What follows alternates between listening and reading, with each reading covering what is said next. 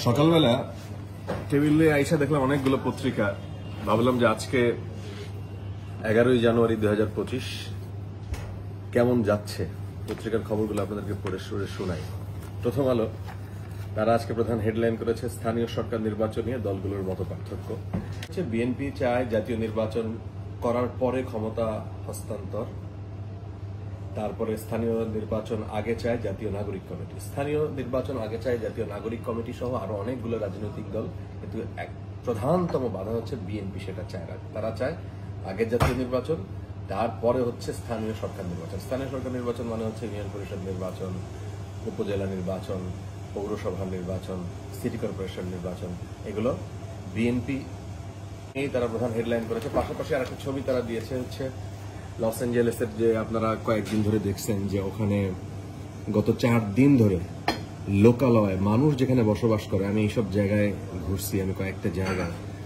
Los Angeles হচ্ছে ক্যালিফোর্নিয়ার capital, এবং এই জঙ্গলে আগুন আপনারা প্রত্যেক বছর দেখবেন দাবানল হয়, অস্ট্রেলিয়ায় হয়, নিউজিল্যান্ডে হয়, মার্কিন যুক্তরাষ্ট্রেও হয়, বিভিন্ন জায়গায়।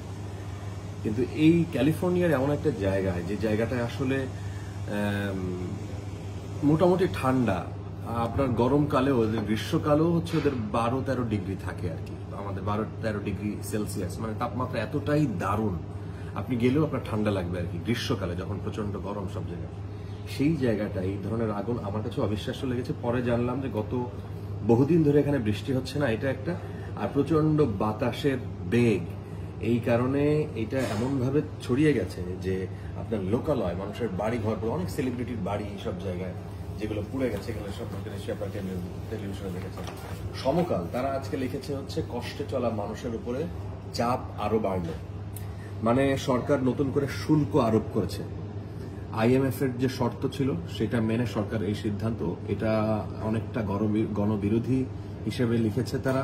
সাধারণ মানুষের যে মতামত এখানে প্রকাশ করেছে তারা, সেখানে তারা বলেছে যে এটা মানুষ চায় না, এবং মানুষের উপরে অতিরিক্ত চাপ, সরকার কেন এই ধরনের সিদ্ধান্ত এই সময় নিল, এটা সরকারকে এক ধরনের ঝামেলার মধ্যে দিয়ে যেতে হতে পারে, সেটা নিয়ে তারা লিখেছেন। এর পাশাপাশি আরেকটা নিউজ হচ্ছে মন্ত্রিত্ব হারাতে পারেন টিউলিপ সিদ্দিকী। টিউলিপ সিদ্দিকী আপনারা জানেন যে শেখ রেহানার মেয়ে, এবং সেখানে কয়েকটা ইনভেস্টিগেশন তার বিরুদ্ধে শুরু হয়েছে। টিউলিপের বিকল্প খুঁজছেন স্টারমার, সেখানকার প্রধানমন্ত্রী যুক্তরাজ্যের। উত্তরসূরি সংক্ষিপ্ত তালিকা তৈরি, দোষ স্বীকার করে খুঁজছেন সম্মানজনক বিদায়ের পথ, মানে টিউলিপের কথা বলছেন। ফ্ল্যাট উপহার নিয়ে তার নামে যে অভিযোগ যে তার কোনো আত্মীয় স্বজন শেখ হাসিনার অথবা তার মায়ের খুব ঘনিষ্ঠ মানুষ তাকে অ্যাপার্টমেন্ট দিয়েছে লন্ডনে, যুক্তরাজ্যে, সেই বিষয়টা তদন্তের পর তার বিরুদ্ধে হয়তো ব্যবস্থা নেওয়া হতে পারে, এবং নেয়ার বিষয়টা বেশ জোরে সোরেই শোনা যাচ্ছে। আচ্ছা, বণিক বার্তা লিখেছে লুক্কায়িত খরচে হাত দিচ্ছে না সরকার, উল্টো জনপরিষেবায় দাম বাড়ানোর পায় তারা, মানে তারাও ওই শুল্ক আরোপ যেটা সেটা নিয়ে কথা বলেছে। এবং বিভিন্ন শেখ হাসিনা সরকারের সময় ওয়াসার কি অবস্থা ছিল, গ্যাস বিদ্যুতের কি অবস্থা ছিল সেটা নিয়ে লিখেছে। 1.5 দশকে ঢাকা ওয়াসার পানির মূল্য বৃদ্ধি 16 বার করা হয়েছে, বিদ্যুতের পাইকারি পর্যায়ে 12 বার এবং খুচরা পর্যায়ে 14 বার মূল্য বৃদ্ধি করা হয়েছে, যার খরচ আসলে সাধারণ মানুষের উপরে পড়েছে, এবং যেই চাপটা মানুষকে বয়ে বেড়াতে হচ্ছে বলে তারা এই নিউজে ডিটেইল ভাবে লিখেছে। তারপরে কালের কণ্ঠ লিখেছে হচ্ছে আস্থাহীনতায় সংকটে বিনিয়োগ। তারা প্রতিদিন, কালের কণ্ঠ গত কয়েকদিন ধরে টানা বিভিন্ন রকমের সংকটের কথাই তারা তুলে ধরছে এখানে। উচ্চ সুদের হার বড় চ্যালেঞ্জ, মানে শিল্প সংক্রান্ত, শিল্পে গ্যাসের দাম বাড়ানো হবে। কয়েকদিন আগে, এই 2-3 দিন আগে এই শিল্প মন্ত্রণালয় থেকে এই ধরনের উদ্যোগের কথা জানানোর পর বিভিন্ন রকমের শিল্পোদ্যোক্তারা, মূলত এইসব পত্রিকার মালিক যারা, তাদের এই ধরনের একটা বিষয় সামনে চলে আসে, কারণ তারা শিল্প প্রতিষ্ঠানের মালিক। যুগান্তর তারা লিখেছে অপ্রয়োজনে 8 স্থলবন্দর, গচ্চা 450 কোটি টাকা, সাবেক মন্ত্রী এমপিদের প্রভাবে এসব বন্দর, বিপুল জমি অধিগ্রহণ, অবকাঠামো তেমন কাজে আসছে না। মাত্র 50 কিলোমিটারের মধ্যে নাকুগাঁও, গোবরাকুড়া, কড়াইতলি এবং ধানুয়া কামালপুর বন্দর।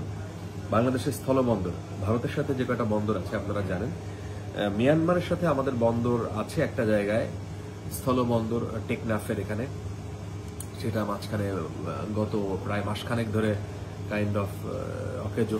আপনারা জানেন যে ওই পারে ঝামেলা হওয়ার পর থেকে। আর ভারতের সাথে আমাদের যে স্থলবন্দরগুলো আছে সেগুলো নিয়ে তারা এটা করেছে যে এইখানেও উন্নয়নের নামে ব্যাপকভাবে টাকা পয়সা মারার এক ধরনের প্রতিযোগিতা ছিল। সেই জায়গাগুলো নিয়ে তারা এই নিউজ করেছে। তারা পাশাপাশি টাইমসের প্রতিবেদনে এখানে লিখেছে, মন্ত্রী টিউলিপের বিকল্প নিয়ে ভাবা হচ্ছে, স্টার মাররা ভাবছেন সেটা। মানব জমিন তারা লিখেছে ৭১ প্রশ্নে জামায়াতে নতুন আলোচনা আসতে পারে সিদ্ধান্ত।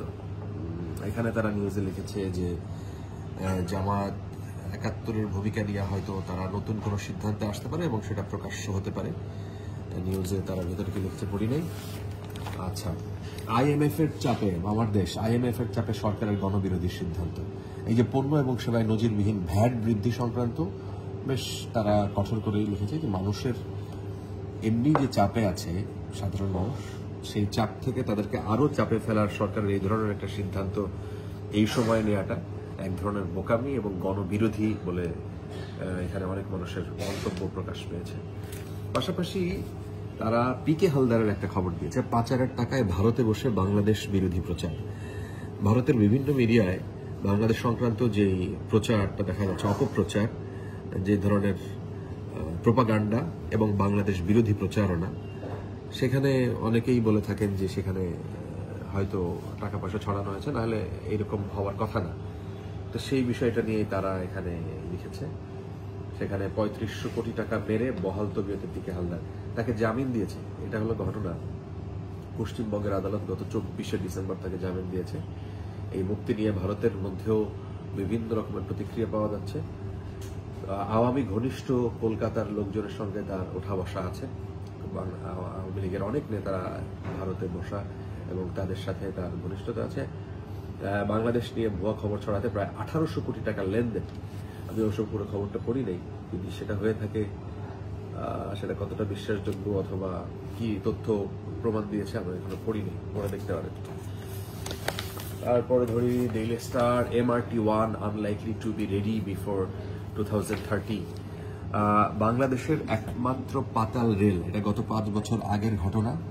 তারা এই আওয়ামী লীগ সরকারের সময় এটা নেওয়া হয়েছিল 2018 নির্বাচনের পর সম্ভবত, নাকি নির্বাচন, নির্বাচনের পরপরই এই প্রজেক্টটা নেওয়া হয়। ৫২,০০০ কোটি টাকার প্রজেক্ট। এইটার অগ্রগতি খুবই সামান্য, সেটি নিয়ে তারা নিউজ করেছে এবং সেটি চালানো উচিত, আরো দ্রুত তার সাথে আগানো উচিত বলে তারা নিউজ করেছে। এই ছিল আজকের পত্রিকাগুলোর খোঁজ খবর। আমার মনে হয় আজকে আপনারা এক ধরনের ধারণা পেয়ে গেলেন আজকে পত্রিকাগুলোর প্রধান কি খবর রয়েছে। সবার জন্য শুভকামনা, দিনটা ভালো কাটুক।